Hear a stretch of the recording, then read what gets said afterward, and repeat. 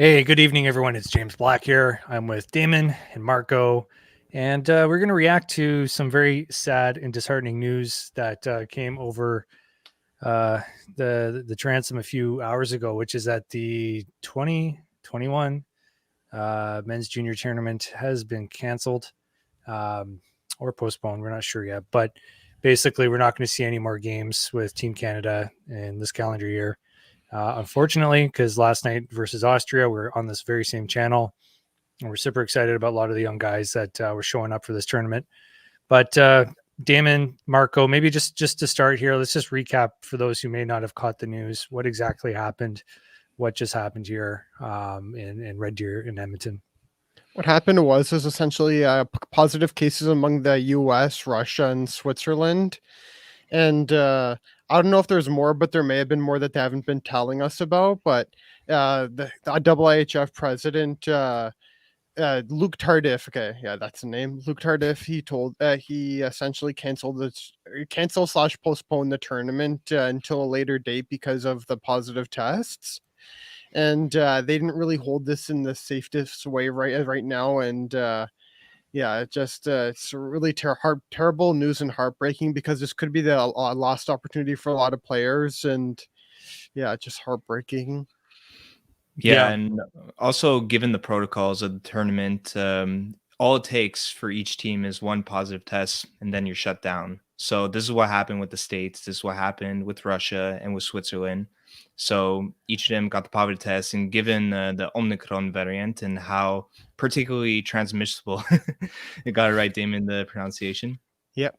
It's good. It's good. Anyways, yeah, we got to make sure we got that on the lock from here on. But yeah, so given its increased transmissibility, like that's why it only takes one case for the entire team to get shut down, because the most likely matter is that if one person gets it, everyone else probably has and doesn't even know yet. And with the testing, obviously it takes time.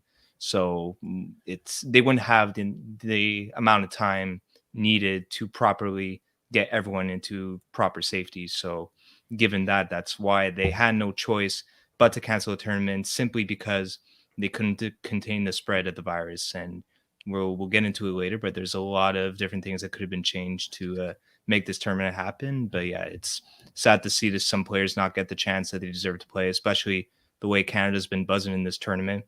We really think that this year they could have gone all the way. I definitely think that they have the team to do so. I think we're all able to see that, the two games that they did play. So yeah, just some very sad news for the hockey world. Yeah, we'll talk about logistics here and what could have been and why it wasn't maybe. But yeah, let's just go through the reasons real quick. So number one was health and safety. You just mentioned it, Marco. Obviously, there's still some unknowns here. 4 to 5 weeks ago, there wasn't even a name on this variant, and here we are now seeing a spread, unlike anything we've seen in the last 2 years with COVID. I don't want to use this time to really discuss, logistics of managing a virus. It's not something I'm an expert at. But we do realize that if you have amateur athletes in some cases here, and you're exposing them willingly to a virus that could affect their long-term health, which is theoretically what can happen, then it's hard to host a tournament under those conditions. Okay. Personal opinions aside, it's very difficult to go ahead with this environment. And now you've got people in the stands still, you've got people sharing hotel space with these players. And we'll talk about that in a minute. So health and safety is number one. And from the perspective of having to manage that expectation long term, these aren't NHLers. This isn't where we're at now. We have to just accept that they couldn't go on with this tournament. And again, it pains me to say that, but anything else from that perspective, guys, on health and safety, or to me, this is the number one prevailing reason they made this decision. I just wanted to touch on what Chris Peters reported. He's the guy who initially reported on Twitter that this tournament was really close to being canceled just before it was. There was a wedding reception at the hotel that Group B stayed at, and that wedding had an outbreak, and some of the players were close contacts with people at the wedding, and that essentially screwed over the Group B games. Yeah. We'll talk about the hotel. I think that's probably where one of the key issues arises with this whole thing. So I would say reason number two, competitive balance. Once you start losing key players and you start losing teams and they're forfeiting games, it starts tipping the scales real quickly. There aren't a lot of games in the round robin, and then all of a sudden you could look at a situation where if the US had to cancel their second game against Sweden, then they're at risk of not progressing potentially. And when you mention, in a tournament where you really have 3 or 4 viable contenders and you lose maybe 1 or 2 of them because of this, why would you want to win this tournament under those circumstances? Marco, any thoughts on the competitive balance argument, or did it even need to get to this far after one game? Maybe it should have been canceled. I don't know.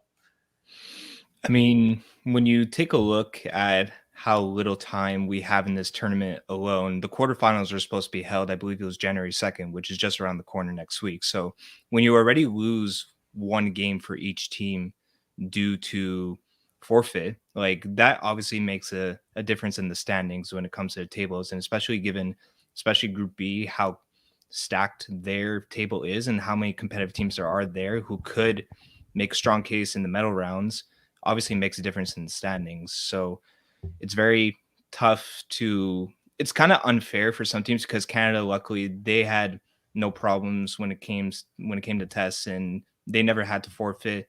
So it's just a question of also fairness, and I think that definitely plays part in the competitive balance. So like when it comes to that, it does make sense why they would just straight up cancel everything, because then it's just a question of equality at the end of the day.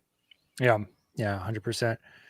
Yeah, I mean logistics too. That was reason number 3, which was you can't delay this thing any further. There's the hockey schedule as it's laid out in the for the rest of the calendar year. It's pretty packed, and I'm not sure what gets played in January now amongst other leagues. I'm certain that the NHL will continue to just press forward, but other leagues, I'm not so sure what's going on. So I think that aside, there's just a lot of planning that happens to get this tournament off the ground as early as the end of the last year's tournament. So to extend it or keep these people here longer or wait it out, or that's just not going to happen, right? There's travel for a lot of these teams, and there's kids that got to go back to school for the US players that go in power. And plus, can you imagine those programs wanting to see their players exposed for a longer period of time under the situation, or get to deal with border considerations? There's just a lot. There's a lot of stuff. So I think logistics plays a big part, and it just wasn't something you could just put off until maybe until the summer or later. So we'll talk about that. But why no bubble? And Shane had mentioned something about, and a couple of you guys mentioned it in the comments, and feel free to comment, but why didn't they do a bubble this year? Do you guys have any theories on that? Why? I've got my own thoughts, but I want to hear from you. Why no bubble? Why didn't they just do it worked last year and just forget all the other stuff, forget the fans? Why no bubble? Probably because of costs. Like I definitely know like how holding a bubble and keeping all the staff there is pretty expensive, and also the players and the broadcasters who make this tournament watchable and everything behind the scenes. It's definitely quite an expensive cost to have it happen. So I guess maybe that's why they probably didn't. But I do think that they could have had it where they maybe just had the team staff and the players maybe in their own hotel. Then maybe they could have had the broadcasters in another hotel. So I definitely think that maybe that's a reason to consider why. But yeah, it's really unfortunate it didn't do a bubble.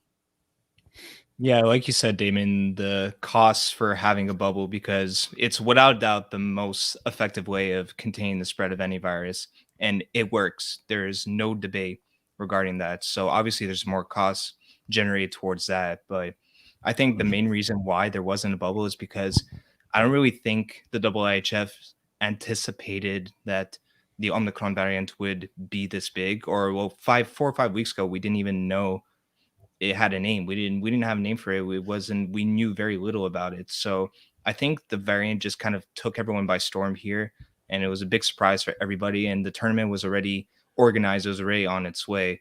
So I think maybe when they first heard about it, they didn't really think too much of it. Maybe they should have been a little bit more precautious with that. If they were, maybe they would have implemented a bubble, which I think they definitely should have, to just ensure that nothing like this would happen. Because it's obvious, if there was a bubble now, we wouldn't be in the situation that we are now, with teams sharing hotels and wedding receptions being held at these hotels. It's just stupid the way it was handled, and I think that they really dropped the ball on that one. They should have had a bubble from the start. They should have seen this coming way back. And yeah. I agree. Yeah, I Also, I mean, want to. yeah. Oh, go ahead, James.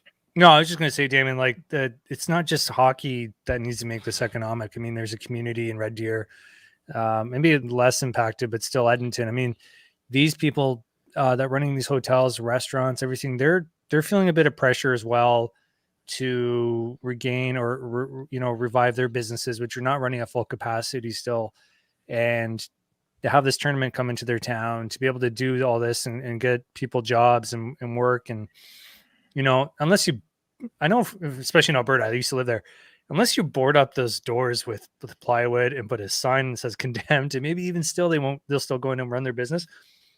You know what? Like, it's hard to stop this stuff. And so to do that with the 2 or 3 weeks, even if you had that wherewithal to be able to say, like, don't do this, the momentum is already headed that way, folks. It was going to happen the way it was set up.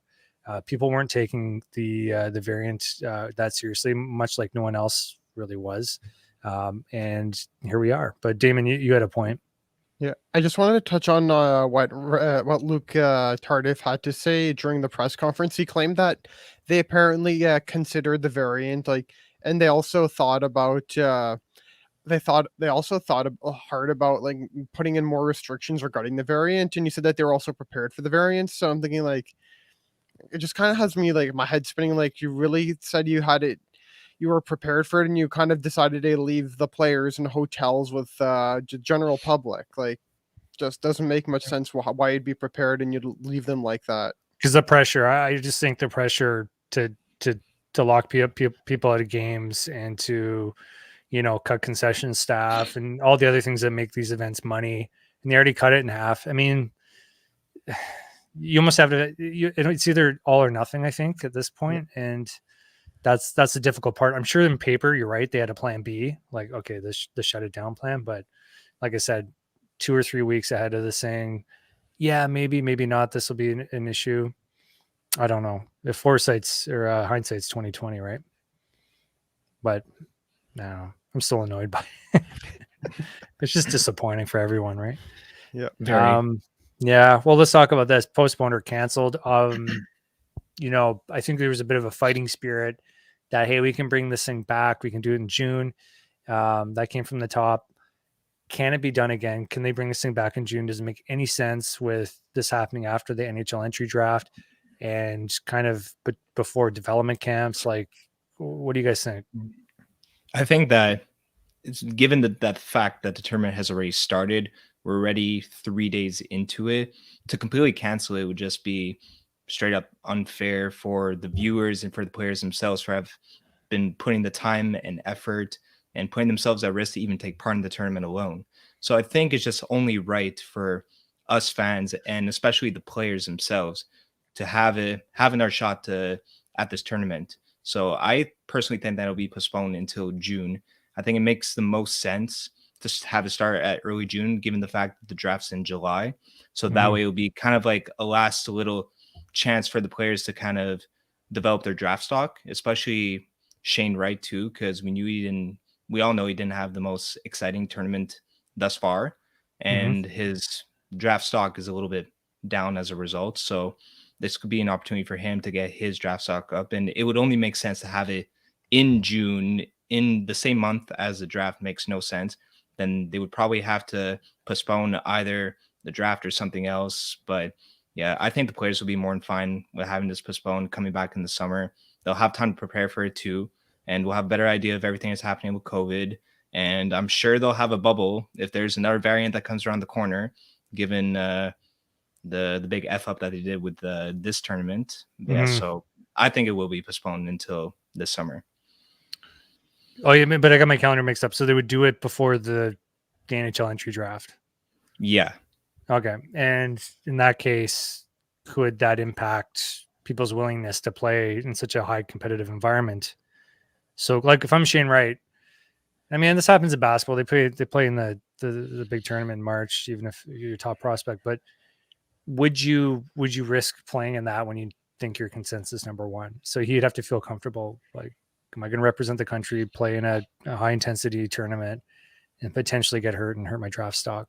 Like that's kind of stuff I think about if I was an agent, putting that scenario in front of my client. But I don't know. No, yeah, Maybe there's- national pride supersedes all that. He got Yeah, pissed there's- when he got cut in 2021, that tournament, Shane Wright. So I definitely think he's partially on a revenge tour, and I definitely think he's hungry for that gold because this could be his only opportunity because he's likely to be in the NHL next season. So if I'm Shane Wright, I'm definitely returning to get that gold.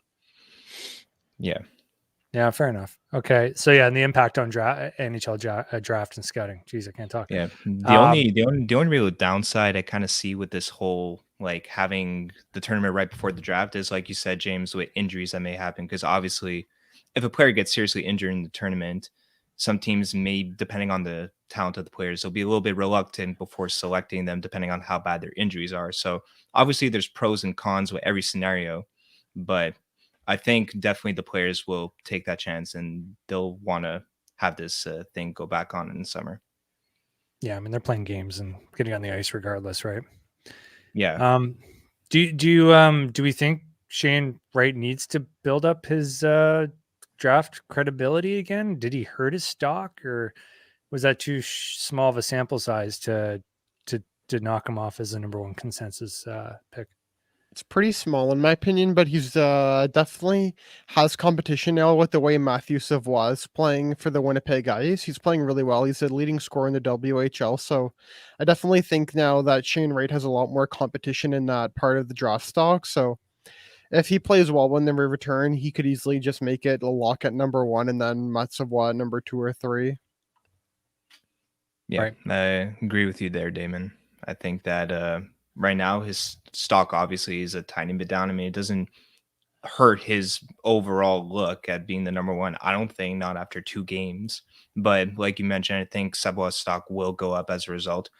But yeah, it'll definitely be something to keep an eye on. And if Savoie could continue to play the way he's been playing in June, if they do restart it in the summer, then definitely help out his stock for sure. Yeah, and obviously, this isn't the only tournament we're hoping gets postponed or pushed to a later date. Under 18 women's obviously just got non-starter for very similar reasons, COVID concerns.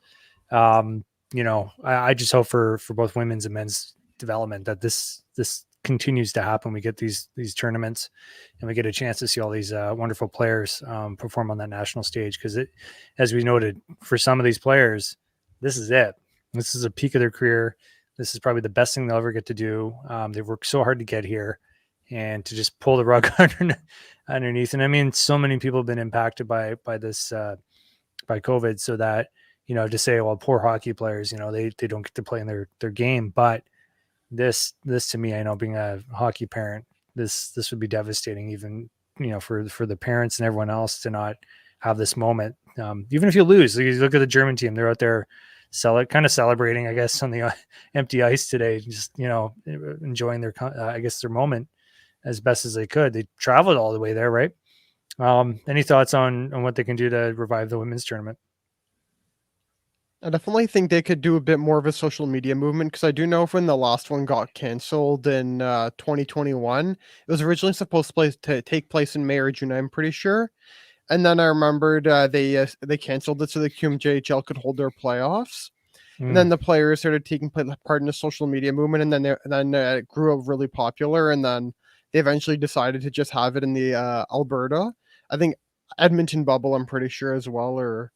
And then of course it was a great tournament. Unfortunately, no fans, but still very, very fun to watch. So I definitely think if we can get more of a social media movement behind it, and I do know there already is a lot of hockey voices speaking behind it, and they're trying to get it to happen. So I do think if enough pressure comes on the IIHF, which I do hope the hockey world pressures them enough to have it, I definitely can see it very well happening. Yeah, I think both of you really got it spot on over there. I definitely think that, because obviously revenue comes from views and this sort of thing. So if they can have a huge social media campaign to kind of promote this whole tournament and have the women's come back better than ever, obviously that'll do numbers for the views and the revenues of the tournament. And like I said, Damon, I definitely think that they'll be under some sort of pressure to kind of compensate for the fact that they dropped the ball with that too. So yeah, I definitely think strong social media campaign and just creating a big story for this women's comeback could definitely help them out. Yeah, you can't miss 2 years in a row, and it's it's all connected. The whole hockey world is connected, women's, men's, especially in Canada. The Hockey Canada development system, it's all intrinsically put together. We need to have, what's the rising tide lifts all boats. Like, we need to have that standard of excellence, portrayed in the highest stage every year. That's what we need. I think it's important to have that standard every year met on the world stage for our men's and women's Canadian teams. So let's get that tournament back. The Olympics is toast, in my opinion. No NHL players, obviously, but China being what it is, again, not a political show, but they're taking this very seriously, obviously, and they're very serious about protecting their people. I can't see how they're going to have Olympics. So could we see another Tokyo situation where they just put it off a year and still call it, the Beijing Olympics 2022, but in 2023? Absolutely think so. I think that's what they should do, because right now in China, we do know that there's tons of lockdowns still going on regarding COVID. And I definitely think that if you have that many lockdowns, like, the IOC really won't get their money. So I do think the IOC might just say to China, like, you know what, like, let's push this back a year until things are more normal. And the thing is that it's just really difficult to hold right now because of how aggressive and like how restricted China is, and the games are definitely going to be very difficult to be played. And from how it is right now, the way they're going to play them, like, I'm just going to say it right now, the games could end up being more of a disaster than the Tokyo games that were in 2021. But I do think in 2023 things will be better regarding COVID. So I definitely think that it's just best to push it back a year and just hope things are better, because I do think they will be with the warmer weather and more people getting vaccinated. Yeah. And JDF asks, if the Olympics happen, who plays hockey? They don't know yet. So they've talked about NCAA players. They talked about pro players like Dale Weiss, guys that are, all over the world playing in professional leagues. There's no shortage of competent hockey players, but to bring together the best of the rest for Beijing, that'll be the challenge. And first of all, you're going to have a lot of people who don't want to go. A lot of people can't go. And then you're going to have all the other issues about getting people cleared to cross that border. And how do you even put together a cohesive team at that point? So I think they would have to just go to like the NCAA or some isolated group of players and say, you're Team Canada. It's not going to be great. Pretty much, yeah. Because I've also heard that Scott Solomon said for Hockey Canada, apparently they're piecing together a roster of non-NHL players that's being worked upon by former Habs head coach Claude Julien and former Arizona Coyotes legend Shane Doan as the GM. And from what I understand, they're piecing together the best non-NHL player roster, where we could see a mix of pros such as Dale Weiss, Ryan Spooner, and those guys. And then we could also see other NCAA players such as Owen Power potentially, or Carter Savoie. So there's really no shortage of options, in my opinion, when it comes to it. But yeah, just I really like. There's a lot of variables right now, but we just hope that the games can happen with NHL players. Like we saw Brad Marchand's comments, and Steven Stamkos' comments, and Vladimir Tarasenko's comments. Like, yeah, I just think it's just best to push it back here. That's what I was thinking. Yeah, just grab a team, and just do that. I mean, but here's my worry about the Olympics: is Russia will find a way to get, because they're buds at China, and they'll find a way to not necessarily get an NHL team. They can't, but I just feel like they'd find a way to get an awesome team out there and just crush everyone. I have this really bad feeling about that, unless they get For sure. Yeah. Although it would be nice to see NHL players and obviously our competitive athletes in the tournament. I definitely think it would be an interesting sight to see if we had an Olympics with non-NHL players, because I think this would definitely test the depth that a lot of countries have when it comes to their youth development programs and just everyone that they have that's not in the highest league. So it would definitely be interesting to see, and perhaps this would really be put the USA and Canada to test to see who has the best youth programs at the end of the day. It would give a lot of people who normally wouldn't have a chance to play a chance to compete, which I think is a beautiful sight. So regardless what happens, I think it'll be nice. I really like Martin's comment about an online chell tournament. I would not be opposed to that for esports. They did that for the NFL. They did a Madden tournament instead of the Pro Bowl. I think last year, a couple years ago. It was like, okay, whatever. Rest in peace, John Madden, by the way. Like, just R.I.P. 30 seconds on John Madden. Those who, I mean, I'm 38 years old. Like, John Madden was the voice of football for many years. And obviously the game, I mean, I just started playing with my 7-year-old. So it's just, everyone knows who John Madden is. So really, sad to see him pass, but rest in peace, John Madden. We love you. But yeah, let's do a chell tournament. Why the fuck not? Sorry. They're thinking of bringing esports into the Olympics, so that's a good start for sure. Start now. Just do it in the metaverse. Just go full metaverse. We'll just do everything virtually with our headsets. We don't have to travel. Who cares? Yeah, why not, right? We're not touching Logan tonight, JDF. I'm sorry. We'll save him for another show. He's back. That's just what that is. Yeah, if I try and tell me. Yeah, Canada versus China. We want that game. We want to see what that was going to be all about. Yeah. Mm-hmm. One of China's coaches actually said, if we played Canada and then if they didn't have their goalie and they only had 2 players with their current roster, without any changes, we would still beat them. I mean, it's just, there wouldn't, I'm sure there's sports China could kick the crap out of us on too. So, ping pong or, they're good at tons of stuff. Swimming. The lot longer list than us could beat them at stuff at. So I don't want to throw rocks.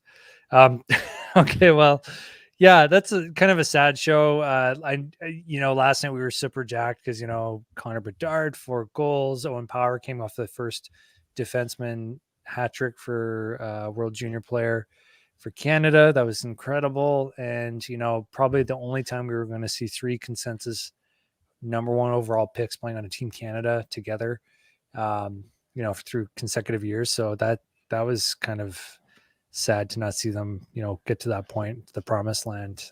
But there still might be a tournament. So yeah, look, any final thoughts on this, guys? Any silver linings or anything we can be happy about? Looking forward to the next week. We got NHL games still, so if things are more normal, we could have a beautiful spring tournament in June and enjoy some nice Canadian hockey.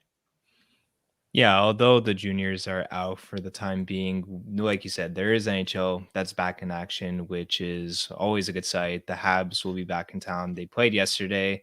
They're going to be playing this weekend. We'll have that to look forward to, our main content source. And we also have the Winter Classic, which is happening this weekend too. So that's going to be some interesting that's going to be happening that we don't get to see. We'll see it only once a year.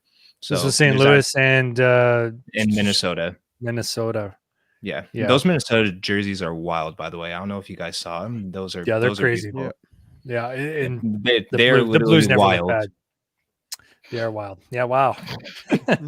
Head of comedy. Unintentional little play on words there, but yeah, there's besides the juniors, there's a bunch to look forward to, and we even have this tournament potentially being postponed until the summer, which you have to look forward to. So yeah, let's try not to look at negatives with this. And although we are very disappointed at the end of the day, it's out of our hands, and we'll just appreciate what there is now. Yeah, no, nothing you can do except watch pro hockey, which is semi-pro at this point. But it's pro. It's just not all NHL players all the time. So that's okay. We're just happy to have hockey. Nice little hybrid hockey for you. Why not? Yeah. Well, there you go. Well, I think I'll end on that note. I had something else I wanted to say. Can't remember, but just stay safe out there, folks. Obviously there's tons of great stuff on Netflix and Disney Plus. And I know, Damen, you just saw Spider-Man and you were super excited about that. So go to a theater, I guess, while you can. But I got all the Star Wars movies to look forward to on Disney Plus. I still haven't touched those. So yeah, I'm going to be occupied with that, and I invite everyone else to do what they can safely. Yeah. And likewise, subscribe to the channel if this is your first time here. We don't often talk about stuff like the World Juniors because we're usually focused on the Habs, but hit that like button. That helps us too. And by all means, we'll see you on the next show. We'll have more pre-games, post-games, weekly roundups, and anything transactional with the team, we're going to be all over. So we'll talk about some of the stuff that was mentioned in the comments tonight. So again, I'm James. That was Marco. Damen, thanks again for joining me on short notice. And until then, we'll see you soon. Thank you. Take care. All right, bye.